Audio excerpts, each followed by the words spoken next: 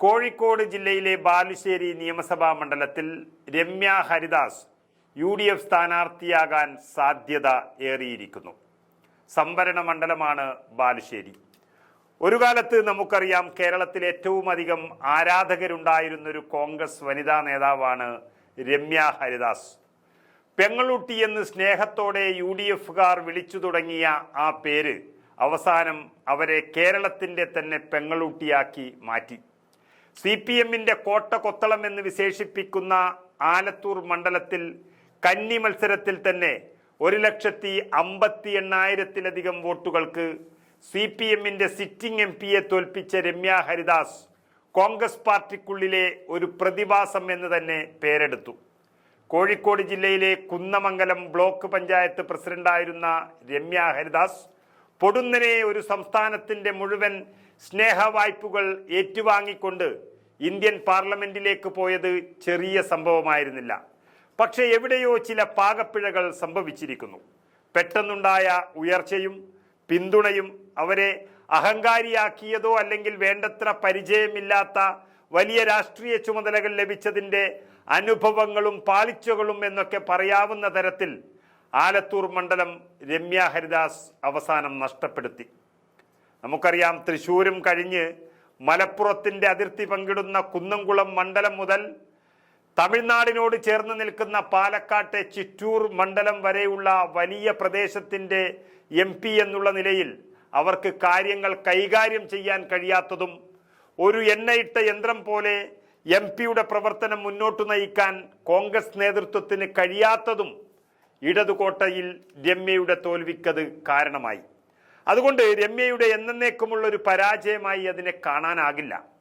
K. Radhakrishnan എന്ന സംസ്ഥാനത്തെ ദളിത് മുഖത്തിന് മുന്നിൽ വെറും 22,000-ഓളം വോട്ടുകൾക്ക് മാത്രമാണ് രമ്യ തോറ്റുപോയത്. അത് കഴിഞ്ഞ ചേലക്കര നിയമസഭാ മണ്ഡലത്തിലും രമ്യ നല്ലൊരു പോരാട്ടം നടത്തി. അതുകൊണ്ട് ഒരു കാര്യം ഉറപ്പാണ്, ഇന്ന് കേരളത്തിലെ കോൺഗ്രസിന്റെ വനിതാ നേതാക്കളിൽ പ്രമുഖ തന്നെയാണ് രമ്യ ഹരിദാസ്. രമ്യ ഹരിദാസിന്റെ ചരിത്രം എന്ന് പറയുന്നത് അവർ രാഹുൽ ഗാന്ധിയിൽ നിന്നും നേരിട്ട് തന്നെ ടാലന്റ് ഹണ്ടിലൂടെ യൂത്ത് കോൺഗ്രസിന്റെ നേതാവായി വന്ന ഒരു വ്യക്തി കൂടിയാണ്. സാധാരണ നാട്ടിൽ നിന്നും തന്നെ ഉയർന്നു വന്ന് നേതാവാകുന്നതോടൊപ്പം തന്നെ ദേശീയ തലത്തിൽ പോലും പേരെടുത്ത് രാഷ്ട്രീയ പ്രവർത്തനം ആരംഭിച്ചു തുടങ്ങിയ വ്യക്തിയാണ് രമ്യ ഹരിദാസ്. പട്ടികവർഗ സംവരണ മണ്ഡലമായ ബാലുശ്ശേരി മണ്ഡലത്തിൽ ജയിക്കാൻ ഇന്ന് ഏറ്റവും സാധ്യതയുള്ള UDF സ്ഥാനാർത്ഥിയായി അങ്ങനെ രമ്യ ഹരിദാസ് മാറുകയാണ്.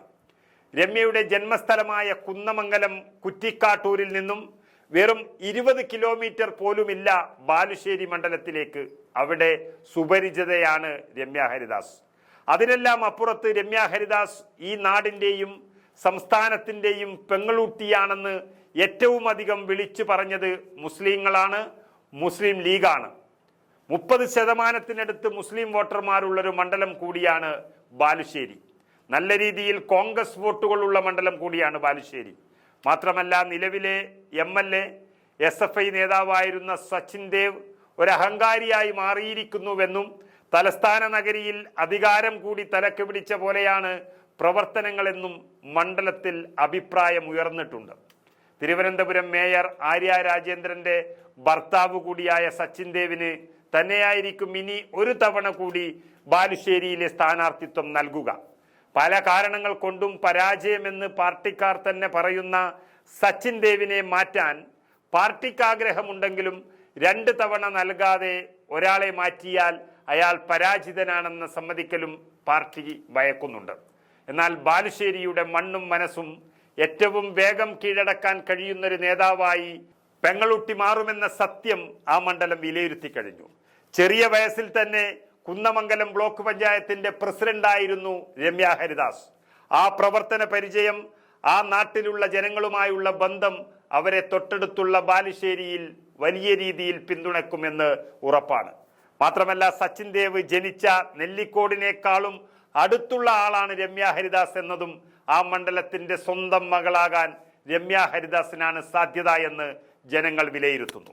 ഏതായാലും കോഴിക്കോട് ജില്ലയിലെ ബാലുശ്ശേരി മണ്ഡലം അല്പം ഇടതുപക്ഷത്തോട് ചേർന്നു നിൽക്കുന്നതാണെങ്കിലും ഇപ്പോഴത്തെ ജില്ലാ കോൺഗ്രസ് കമ്മിറ്റിയുടെ ആരെയും കൊതിപ്പിക്കുന്ന പ്രവർത്തനവും അതുപോലെ UDFന്റെ മുന്നേറ്റവും കൊണ്ട് സാഹചര്യം ആകെ മാറിയിരിക്കുകയാണ് കോഴിക്കോട് ജില്ലയാകെ.